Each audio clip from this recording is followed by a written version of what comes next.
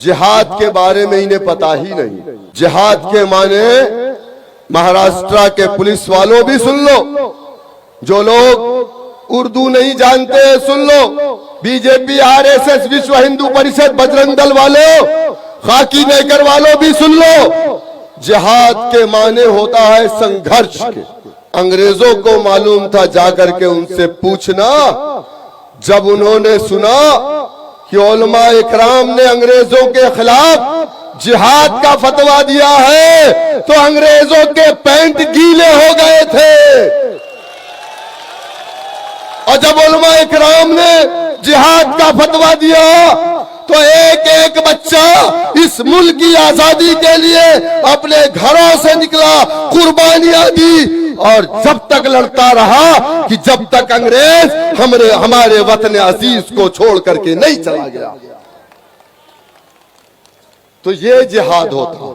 बोलेंगे थूक जिहाद, मूत जिहाद, ये जिहाद, वो जिहाद, इन्हें पता ही नहीं है।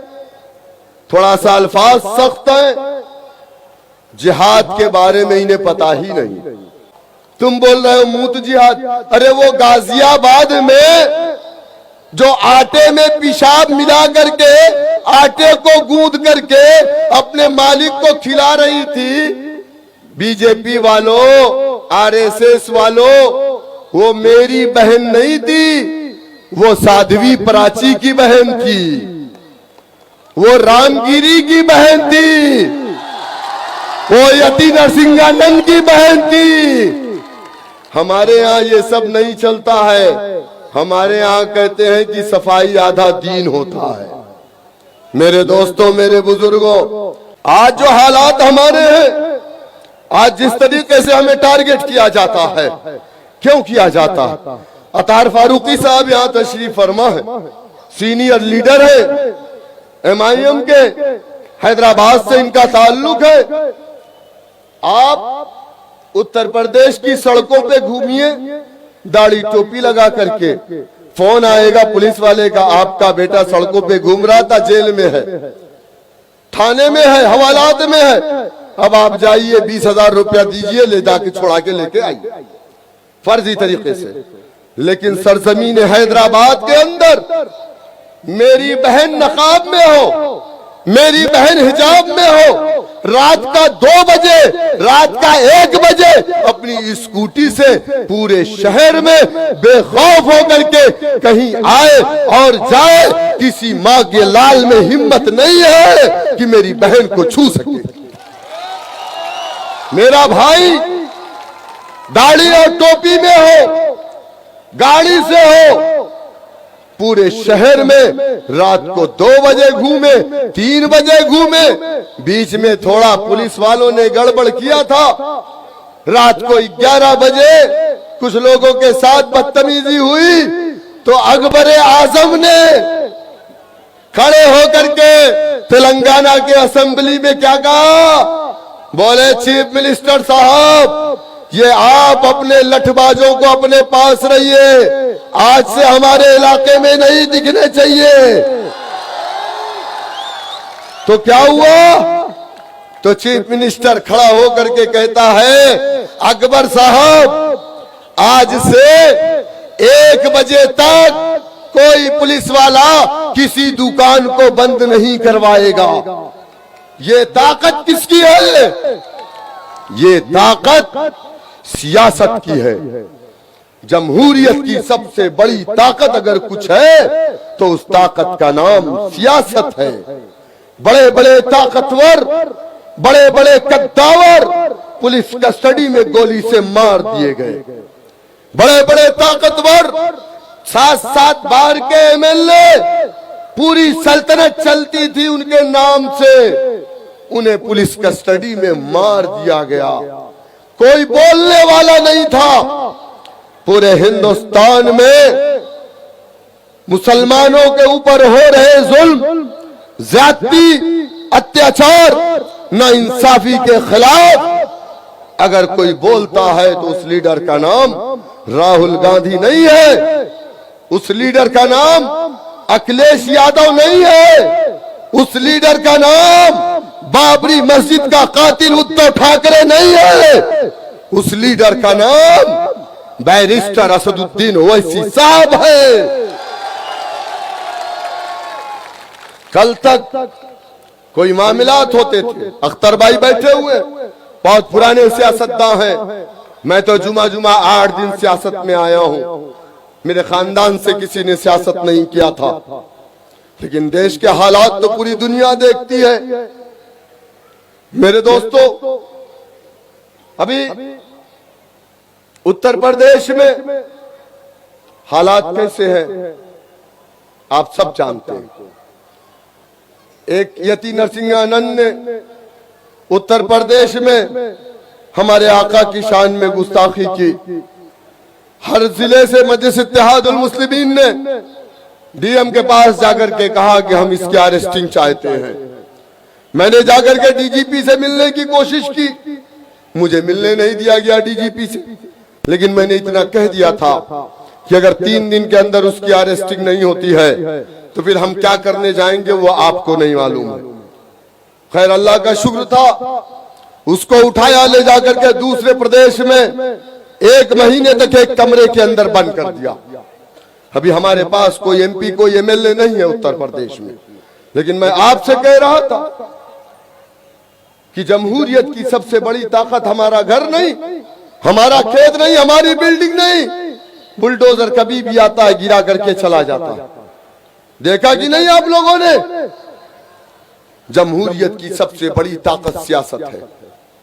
इसी देश के अंदर, इसी आजाद हिंदुस्तान में एक तबका है जिस तबके को लोग अछूत कहते थे, जिस तबके के पास रहने को घर नहीं था, जिस तबके को सरकारी नौकरियां नहीं मिलती थी, जिस तबके के इलाके में जाने के रास्ते नहीं होते थे, जिस तबके की बस्तियों में पूरे शहर की गंदगियों को ले जाकर के डंप किया जाता था, जिस तबके के नौजवानों को स्कूल में एडमिशन नहीं मिलता था। मेरी मुराद दलित समाज से है। उत्तर प्रदेश में 20% है। सुनो मेरी बात नौजवानों, उत्तर प्रदेश में 20% है, लेकिन 16 जातियां हैं। हिंदुस्तान में दलितों की टोटल 64 जातियां हैं।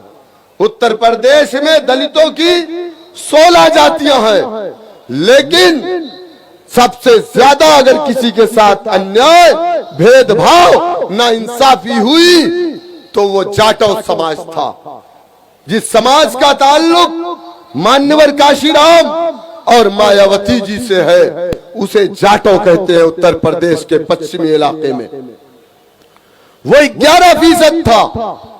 अब तो हमारे तो हालात अभी भी अल्हम्दुलिल्लाह कदरे गनीमत है, लेकिन उसके हालात हमसे कहीं बदतर थे। लेकिन सुनो, हिंदुस्तान की पार्लियामेंट में 543 एमपी जो बैठते हैं, उसमें 131 एमपी एससी एसटी समाज का होता है, क्योंकि 131 सीट हिंदुस्तान में रिजर्व है। उस सीट से जीत करके जाने वाला हमेशा दलित का बेटा होता है। वो हिंदुस्तान की पार्लियामेंट में बैठा था और दलितों के कमर में झाड़ू बांधे गए ताकि उसके पैरों के निशान ना रहे, वरना जगह नजिस हो जाएगी। दलितों के कमर में मटकी डाली गई, कहा तू जमीन पर मत थूकना वरना जमीन नापाक हो जाएगी। दलितों की बहन बेटियों की इज्जतें लूटी जाती। अगर वो शिकायत लेकर के थाने में जाता तो थानेदार जूते मार करके उसे भगा देता। और ये कब हो रहा था? जब उसके समाज का 131 एमपी हिंदुस्तान की पार्लियामेंट में बैठा था, तब भी उसके ऊपर ये जुल्म, ये अन्याय, ये अत्याचार हो रहा था, लेकिन वो उसका एमपी खामोश था। लेकिन उसे इंसाफ कब मिला, कैसे मिला, उसकी जिंदगी में तब्दीली कैसे आई, उसका बेटा एसपी डीएम कैसे बना, उसकी बहन सीएम कैसे बनी? मेरे दोस्तों, मेरे बुजुर्गों, जब उन्होंने अपना सियासी परचम बनाया, उनका नेता काशीराम पंजाब की सरजमीन से निकल करके आए, उत्तर प्रदेश में जाटो बस्तियों में जाकर के कहा, ऐ मेरे समाज के लोगों, अगर तुम चाहते हो कि तुम्हारे साथ न हो रही नाइंसाफियों का खात्मा हो, तो उसके लिए तुम्हें सत्ता की चाबी को अपने हाथ में लेना पड़ेगा। लोगों ने काशीराम का मजाक उड़ाया। लोगों ने कहा कोई काशीराम आया है और 11% वालों की बात कर रहा है, सत्ता की चाबी को अपने हाथ में लेने की बात कर रहा है। लेकिन नौजवान खड़ा हुआ, काशीराम पर इल्जाम लगाया गया, और इल्जाम लगाने वाले कौन थे? काशीराम पर इल्जाम लगाने वाले मुसलमान नहीं थे, काशीराम पर इल्जाम लगाने वाले उनके समाज के लोग जो पुराने कांग्रेसी थे। क्या इल्जाम लगाया? कहा ये काशी आया है, तब ये बीजेपी जनसंघ हुआ करती थी। कहा ये काशी आया है, जनसंघ से पैसा पाया है, कांग्रेस को हराने आया है। जो इल्जाम आज हमारे कायद पर लगता है, यही इल्जाम कभी काशीराम पर भी लगाया गया। लेकिन नौजवान खड़ा हुआ, उसने अपने बाप से कहा, पिताजी तूने पूरी जिंदगी गुलामी की, अब हम गुलामी नहीं करेंगे। काशीराम हमारा नेता है, नीला परचम हमारा परचम है। बाप मजबूर हो गया, और कहते हैं ना कि जिस ओर जवानी चलती है उस ओर जमाना चलता है।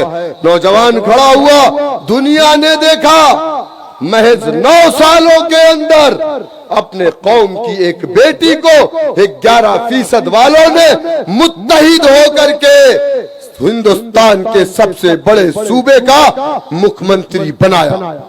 आज आप देख लीजिए उत्तर प्रदेश में जाकर के कि किसी थाने में अगर दलित का बेटा है तो उसके बदन पर खाकी वर्दी है, और मुसलमान का बेटा है तो उस थाने की हवालात में।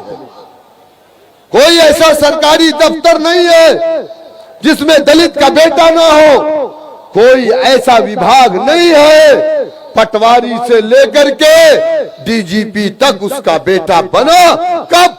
जब ने उसने अपने सियासी कुव्वत को मजबूत किया। उसके इलाकों में स्कूल खुले, आपके इलाके में क्या खुले? बल्कि सरकारी स्कूल आपके इलाकों में बंद कर दिए गए। एक बार आप मौका दीजिए, मजलिस इत्तेहादुल मुस्लिमीन कभी सरकार में नहीं रही, बावजूद उसके हमारे कायद जनाब अकबरुद्दीन ओवैसी साहब 14,500 गरीब बच्चों को मुफ्त में तालीम देते हैं। अगर आपने मौका दिया तो सरकारी स्कूल बंद नहीं, बल्कि सरकारी स्कूल और अच्छे बनाए जाएंगे।